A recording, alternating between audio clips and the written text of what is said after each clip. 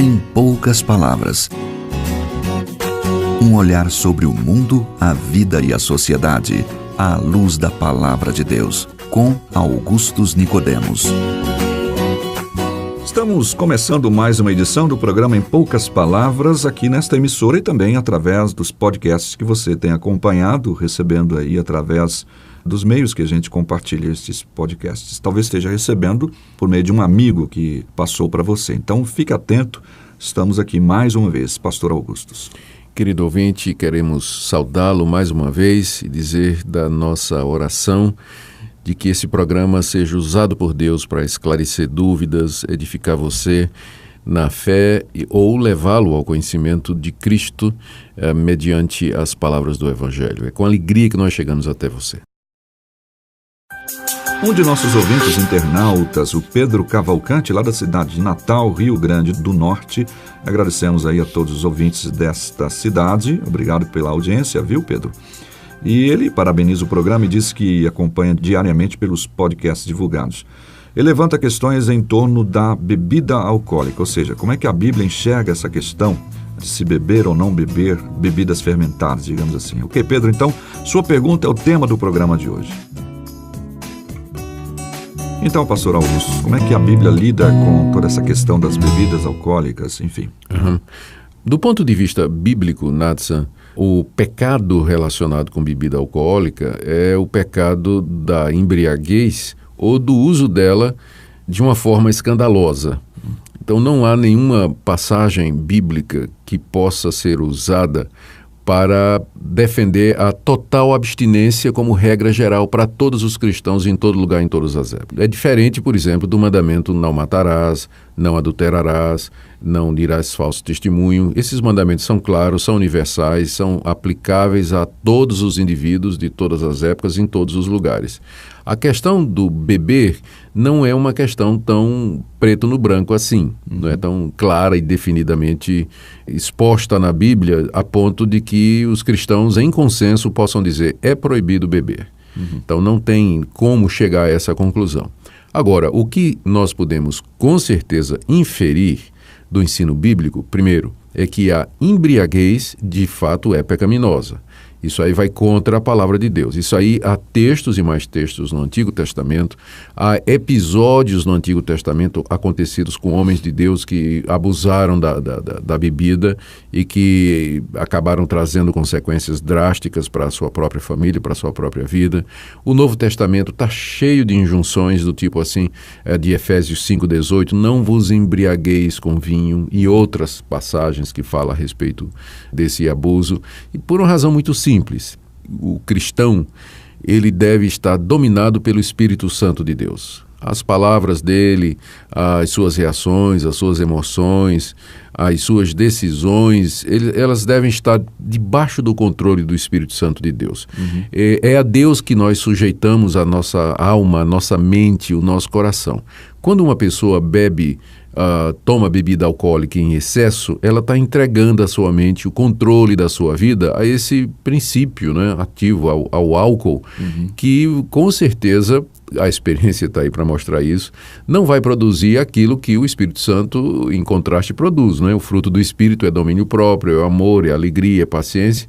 Ao contrário, o álcool ele vai produzir dissolução. A pessoa que está embriagada e vai dizer palavras, vai tomar atitudes, vai fazer escolhas das quais ele vai se arrepender depois. Sim. Porque vai ofender pessoas, vai se fazer de tolo na frente de todo mundo, vai dizer bobagem, quando não dirigir embriagado, causando a morte de outras pessoas e prejuízos materiais. A história está aí cheia de ilustrações e estatísticas para mostrar a desgraça que é a pessoa se deixar realmente influenciar ou dominar pelo álcool. Então, isso a Bíblia com certeza diz, e isso aí com certeza todos os cristãos vão afirmar.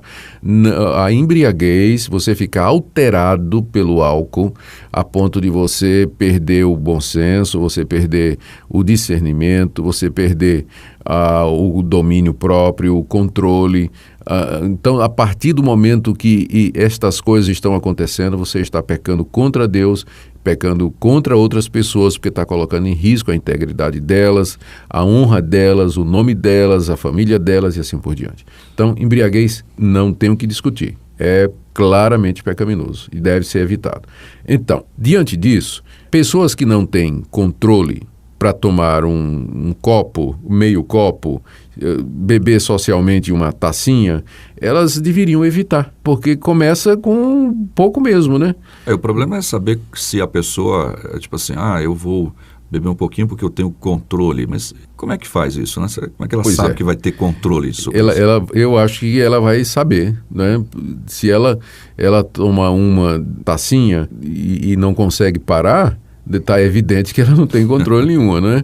Ela vai tomar 2, vai tomar 3, é evidente que essa pessoa não tem controle. Então, pessoas que têm um apetite pelo álcool, e crentes, né, que têm esse apetite pelo álcool, eles deveriam pedir a Deus graça e misericórdia para não tomar o primeiro, porque senão eles vão para o segundo, terceiro, enfim, vão cair naquela questão da embriaguez.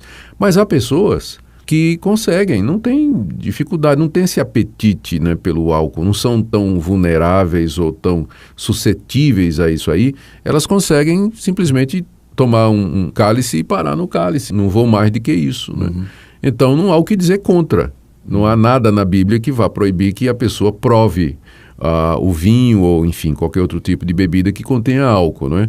Não há nada com relação a isso. Mas o perigo é exatamente aquelas pessoas que não têm controle, domínio próprio e que vão tomar um primeiro, aí vai para o segundo, terceiro e aí por diante. Eu não posso, em sã consciência, biblicamente falando, dizer que a abstinência sempre e total é o caminho bíblico. Eu não posso porque eu não tenho base bíblica. Eu tenho base bíblica para dizer, vigie, seja cauteloso, não abuse, conheça os seus limites, não vá além daquilo que você sabe que você não pode ir. Agora, há uma outra situação, Natsan, em que também a Bíblia fala a respeito contra a bebida alcoólica.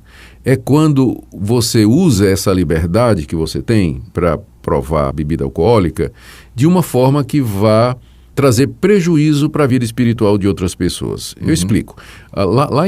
Na primeira carta de Paulo aos Coríntios, nos capítulos 8, 9 e 10, ele está tratando de uma situação bastante parecida. Havia cristãos na igreja de Corinto que estavam ofendidos porque outros irmãos não viam problema nenhum em comer carne de animais que haviam sido sacrificados nos altares dos templos pagãos em homenagem a algum deus. Esses irmãos que estavam ofendidos achavam que você comer carne de um boi que foi oferecida à deusa Diana seria praticar idolatria, porque aquela carne foi sacrificada, era carne sacrificada a ídolo. Então havia uma ligação do ídolo com aquela carne. E você comer aquilo ali levaria você a praticar a idolatria. Sim. E aí o apóstolo Paulo respondeu o seguinte, que não tem problema na carne, né? Porque quem fez o boi foi Deus, né? Deus criou todas as coisas e só existe um Deus. Sim. Que é o Criador de todas as coisas. Todavia, quem se sentir livre para comer carne, mesmo sabendo que pode ter vindo de um altar pagão, deve evitar fazê-lo na presença desses irmãos que se ofendem. O raciocínio é o seguinte, fulano de tal está comendo aquela carne que foi sacrificada a ídolo. Se ele pode, eu posso também. Só que a consciência dessa pessoa não está preparada para isso. E quando ele comer a carne, ele vai se sentir culpado de ter praticado idolatria. Sim. Então ele foi induzido a isso pelo exemplo do irmão forte, né, que acha que pode comer a carne e tudo. Se você fizer... Controle, né? Que tem controle. Então, se você fizer o paralelo e a aplicação, o que acontece? Você se sente livre para tomar uma taça de vinho. Só que você faz isso de uma forma pública e você vai despertar o seguinte raciocínio num irmãozinho que passa por ali e vê você tomando aquele vinho em praça pública, né? Ele vai dizer assim, puxa, fulano de tal, presbítero da minha igreja, diácono, pastor, está ali tomando um vinho. Então aquilo não deve ser errado, né? Não pode, que ele está fazendo. E aí a pessoa não está preparada para aquilo e... emulada, né, estimulada pelo exemplo ali daquela pessoa, que se considera forte, ele vai tomar o vinho, só que aí a consciência dele vai acusar, ou então ele vai exagerar, e aí a liberdade daquele irmão acabou servindo de tropeço para os outros. Exato. Então, nesse caso, quando o uso da liberdade traz tropeço para a fé do meu irmão, eu devo me abster. É a lei do amor, prevalece sobre a minha liberdade. Então são só esses dois casos que eu posso me lembrar, Natsan, em que a Bíblia de fato proíbe absolutamente o uso da bebida alcoólica. É quando provoca ou quando traz embriaguez ou quando serve de tropeço para um irmão que é fraco na fé. Então, eu devo me abster nessas situações. E eu creio que, dadas as circunstâncias no Brasil e o tipo de igreja evangélica que se desenvolveu aqui, talvez a melhor coisa seja que quem vai usar disso aí, né, que faça isso de maneira absolutamente discreta, né, em casa, muito pouco, né, mesmo só, isso não lhe dá o direito de ficar bêbado, né, mas evitar realmente trazer escândalo. Eu vou beber né? em casa e lá eu posso ficar bêbado. Eu posso ficar bêbado, né? Claro que não. Que aí já peca, né, uma vez que você Sem fica dúvida. embriagado, obviamente. Mas há muitos detalhes nessa questão. Uma certa feita, eu conversando, falando sobre exatamente sobre esse ponto de equilíbrio, de cuidar, exatamente pelo fato de você, às vezes, ter que lidar com pessoas, aconselhar pessoas que não têm controle sobre isso. E alguém disse, sim, mas a Coca-Cola também faz mal, né? Sim. E eu disse, ok, mas eu nunca vi ninguém atropelando, como aconteceu agora há pouco, alguém, ou matando alguém, um amigo, porque estava cheio de Coca-Cola, né? Encheu a cara de Coca-Cola. Isso é verdade. Então tem a gente tem que pensar nessas questões. Né? Claro, todo tipo de coisa que nós ingerimos, por causa do estado de decadência do nosso corpo, todo dia nós estamos morrendo, né? A mesma comida que nos alimenta, ela de alguma forma vai sendo objeto, veículo, né, daquela morte que se aproxima, né? Então tudo faz mal nesse sentido, né? Algumas coisas fazem mais mal do que outras e a gente deveria evitar naturalmente, né? Mas tem algumas coisas que elas não somente fazem mal a nós mesmos, mas elas ofendem outros, atacam outros, como é o caso do álcool, não é? Como você falou, de fato, ninguém atropela outro porque tomou 1 litro de Coca-Cola, né? A não ser que tenha com a diabetes lá em cima e não coma, né? Alguma coisa assim. Agora, tem uma outra questão, Nath, eu nem sei se você ia perguntar sobre isso, mas tem alguns que são a favor da abstinência e que tentam mostrar que o vinho que é mencionado na Bíblia, ele não tem teor alcoólico. Sim. Você já ouviu esse argumento, né? Já. Bastante. E até estudos, né, de pessoas, alguns até famosos, querendo provar que o vinho que a Bíblia, na verdade, está se referindo, ou quando a Bíblia diz assim que o vinho alegra o coração do homem, que Jesus transformou a água em vinho, que aquele vinho ali era suco de uva ou outro tipo de bebida que não continha álcool. Eu não estou negando que já naquela época havia uma variedade de bebidas derivadas da uva, né? Que sem dúvida tinha suco de uva, tinha a fermentação em diferentes graus que dava como resultado bebidas com diferentes teores alcoólicos e misturas, né, que eram feitas. É claro, o ser humano sempre foi muito criativo nessa questão, mas eu acho muito difícil que não tenha sido alcoólico. Né? Acho muito difícil. Acho difícil Paulo dizer, não vos embriagueis com vinho, se o vinho não possa embriagar, né? com suco de uva, sem dúvida.